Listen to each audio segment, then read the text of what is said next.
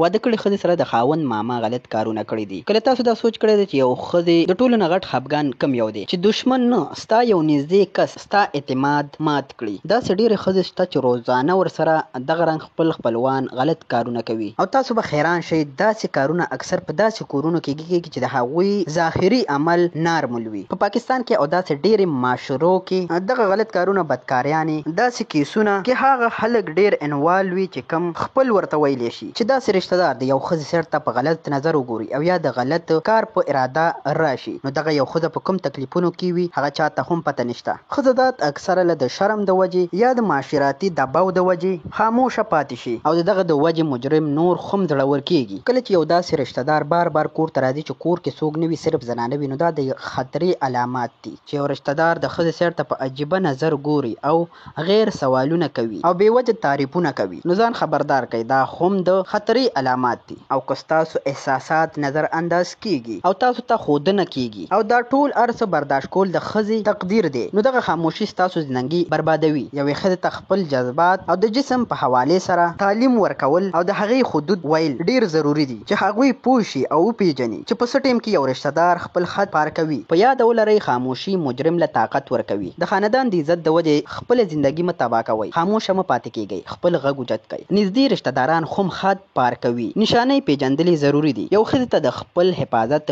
شعور زده کول پکار دي. خاموشي نه ده پکار، کاروي پکار ده. نو کتونکو دغه معلومات چر سره شریک کړئ. دغه ویډیو ستاسو سترګې کولاو کړي وي نو خپلو یارانو دوستانو خویندو سره شریک کړئ چې هغوی هم دې نه خبردار شي چې یو رشته دار هم خطرناک ثابت کېدلی شي او ستاسو ته په غلط نظر غلط ارادې سره تللی شي. ځان خبردار کړي. ویډیو تر دغه ځای پورې وکړه. خوښه شوې وي ویډیو لایک کړئ او که چینل ته نوي راغلي چینل سبسکرایب کړئ.